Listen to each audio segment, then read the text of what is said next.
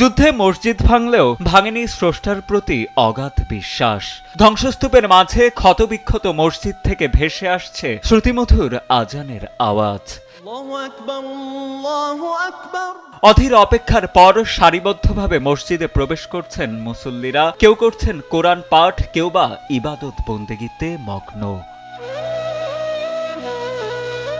2 বছরেরও বেশি সময় ধরে চলা যুদ্ধের পর 26 ডিসেম্বর আবারও জুমার নামাজ অনুষ্ঠিত হয় গাজার ঐতিহাসিক ওমারি মসজিদে। গাজার প্রাণকেন্দ্রে অবস্থিত 1600 বর্গমিটারের এই প্রাচীন স্থাপনাটি যেন ইতিহাসের এক জীবন্ত দলিল। শত শত বছর ধরে বহু উত্থান পতনের সাক্ষী গাজার এই গ্রেট ওমারি মসজিদ। আমরা ফিলিস্তিনি, ভালো মন্দ যাই হোক আমাদের এই মাটিতেই টিকে থাকতে হবে। আজ 1000 বছরের পুরনো এই ওমারি মসজিদ আবারও মুসল্লিদের পদচারণায় মুখরিত হলো। আল্লাহর কাছে প্রার্থনা, তিনি যেন এই সংকটের অবসান ঘটান এবং আমাদের এই মসজিদে নিয়মিত নামাজ পড়ার তৌফিক দান করেন। তবে ঐতিহাসিক মসজিদটির গায়ে ধ্বংসযজ্ঞের ক্ষত এখনো স্পষ্ট। মসজিদের 6টি প্রবেশ পথের 5টি এখন ধ্বংসস্তূপ। যদিও একদল তরুণ স্বেচ্ছাসেবীর নিরলস প্রচেষ্টায় নামাজের জন্য উপযোগী করা হয়েছে মসজিদের উত্তর তোরণটি। দীর্ঘ যুদ্ধ আর অবরোধের পর এটি এখন মুসল্লিদের প্রবেশের একমাত্র পথ। তাই জুমার নামাজ শেষে মসজিদের ভেতর দাঁড়িয়েই স্রষ্টার কাছে ফরিয়াদ জানান উপস্থিত মুসল্লিরা।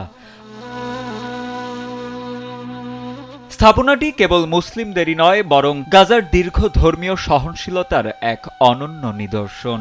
প্রাচীন এই স্থাপনাটির শেকড় প্রথিত খ্রিস্টীয় 4র্থ শতাব্দীতে, যার পরতে পরতে মিশে আছে গাজার আদি সভ্যতা। জুমার খুতবায় ইমাম সাদেক কান্দিল আবারও স্মরণ করিয়ে দেন এই প্রাচীন নগরীতে ইসলাম ও খ্রিস্ট ধর্মের ভ্রাতৃত্বের উজ্জ্বল অধ্যায়ের কথা। এই মসজিদ ইসলাম ও খ্রিস্ট ধর্মের মধ্যে পারস্পরিক সহনশীলতা ও গভীর সম্পর্কের এক জীবন্ত নিদর্শন। গাজার আনাচে কানাচে তাকালে আজও এমন অনেক ঐতিহাসিক স্থান চোখে পড়ে, যা আমাদের এই সাম্প্রদায়িক সম্প্রীতির কথা স্মরণ করিয়ে দেয়।